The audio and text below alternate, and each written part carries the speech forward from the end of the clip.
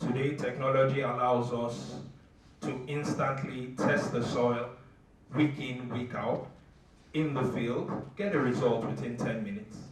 Be able to communicate that back to your team via maybe a farm ERP, being able to recommend what is the right nutrient mix. As far back as, well, not even say far back, just 2 years ago, we're still sending tests to Kenya for interpretation. Today, you can do that off a smartphone with the right devices.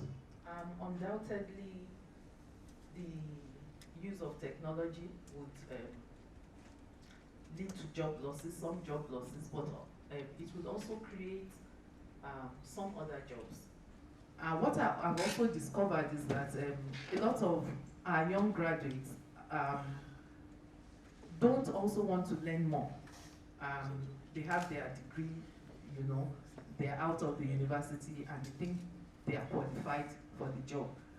But you still need to learn on the job. You still need to pay attention to what is happening within the industry. If you're ready to train people and they are willing to learn, that is in quotes, willing to learn. Because I've actually come across some people, they were coppers on a farm I was working there, and they were supposed to learn. They were not willing to learn. They felt I was disturbing them. I was treating them like the attendants. I'm like, be happy you are getting skill sets for your future. I didn't have this when I was serving.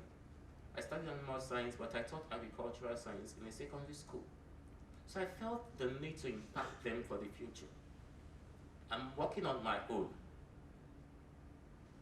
The government job has not come. The 4 years you spend in school, does it enable you to face your future? So when you train these people for a skill set, like agriculture, the average person who finishes school and is able to get, say, ₦1 million to train 1,000 birds, within 6 weeks, if he knows what he or she is doing, we're able to get 30% on the average. And you see, the biggest problem with the farmers in Nigeria is this.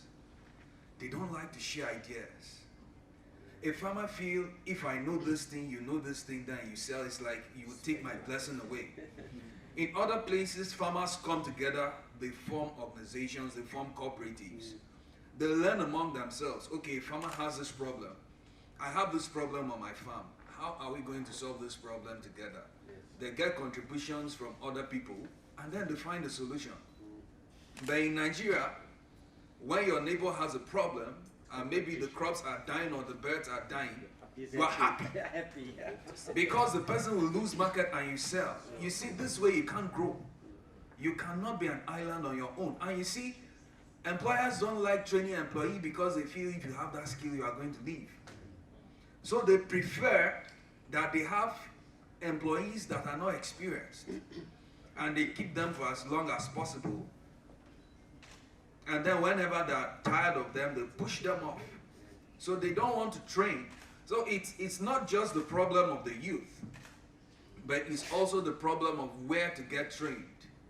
So even Regenesys Business School, it came to me as a surprise when I was invited to the program. I started to study about what you are doing. I said, wow, perhaps this is the kind of institution that we need in Nigeria, because we don't have readily an institution that is training young people to handle this technological, advancement, this technological development that is taking place. So if you have these challenges and you don't have a recognized institution that is training people to do it, then there'll be a problem. Most companies are not ready to invest in training. That is the problem. You have to invest in training to get the best. Most companies, I tell you, year in, year out, they don't send their staff on trainings. They acquire new skills, new knowledge, new ways of doing things.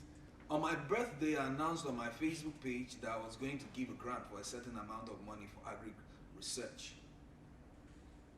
And the criteria were this. 1, write an abstract of less than 250 words. The second criteria was, when you write this abstract, attach your result. That's your current school result, and send it to my mail. People came and were complaining that for this small amount of money you are giving this kind of criteria. And as I tell you, less than 5 people submitted. Less than 5 people. They want you to. I told them I worked for this money. It's not like I'm plugging it. I work for this money and you have to earn it. What's so big with submitting an abstract of 250 words? What's so big about attaching your results and then sending to me via mail? There are 3 people that applied. I opened it. Initially, it was for ladies, to encourage ladies in agriculture. I didn't get entries. And I said, okay, ladies and guys. No guy has submitted. 3 ladies submitted. In fact, one of the ladies was not qualified, but to encourage people, I had to just give her the money. I posted it on my this thing, wrote her details, gave her the money. People were liking, good, congratulations, keep it up. I still wrote that it's still open. From that day till now, I've not gotten any more entries. We have half-baked graduates. I mean, with the likes of Regenesys, these are people that come to rescue our educational system. And people talk about the fact that, I mean, not everybody, with due respect, can go to those Ivy League schools. What is important is the quality of the curriculum.